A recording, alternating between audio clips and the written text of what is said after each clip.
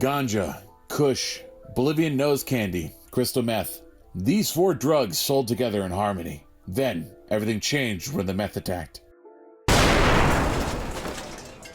Not often does a game come around that turns the gaming world upside down with its pure gameplay enjoyment.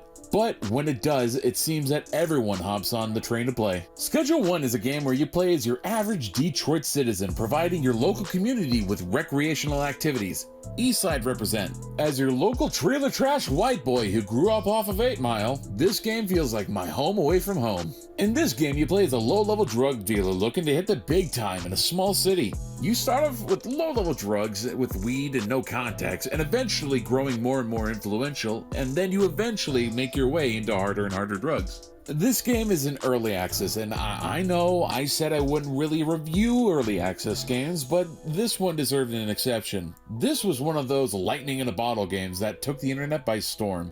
Everything in this game has been beautifully constructed together, like a painting created in a meth-fueled mania. This game has a charm that just most AAA games seem to be lacking as of recent.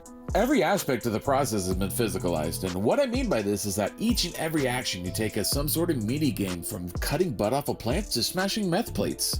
Every action is a physical action you take to perform them. This really just adds to the charm of the game that really draws you in, like a thick goth girl at Hot Topic. As you progress through the game, you build more of a following to sell to. The real charm of the game, however, isn't selling of drugs, but the combination of effects you can discover and add to make the craziest effect on your products. With 35 different effects that you can combine, like a slumlord alchemist master, you can create the most diabolical combinations known to man. For example, I created a fun combination called T-Virus that was named in part because the drug had the effect of turning those who smoked it into zombies. The planned updates for the game are also really exciting, and I cannot wait to see what the game turns into. Hey, if you liked the video, be sure to like and subscribe, or don't, I'm not your boss. However, like with all things, the game has its own problems. As stated, the game's in early access and it's definitely not finished. After around 10 hours, you get a feel for the vision of the game, but the lack of content becomes glaringly present. Kind of like a push-up bra, the idea is there, but the substance is really lacking. With no real consequences to your actions, like the child of a millennial, the game lacks challenge with the sort of spice that keeps things interesting.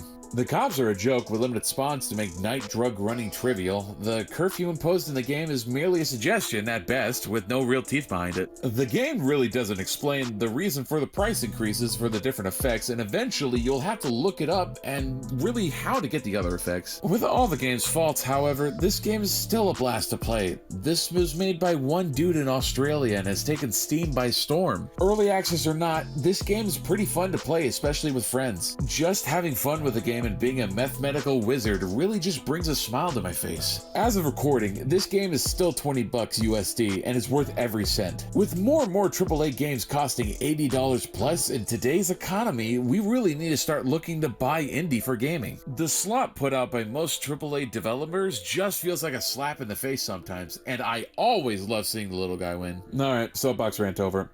This will be the last early access games I review for a while. This game is for those who really enjoy more management sims with their gaming, and managing and supplying your dealers with product to sell, or automating the process of making drugs. The tons of minigames present really sort of bring a sense of vision you can see the game taking. With areas locked behind your reputation and crime level, progression feels smooth and natural. I give this game a sort of 7.8 out of 10. The game is great, and it's just that it seems to be lacking the really meat that drives it home. I'm excited to see where this game goes and the vision the game has. Just remember, meth is a great weight loss drug. It works great with teeth, hair, and friends too.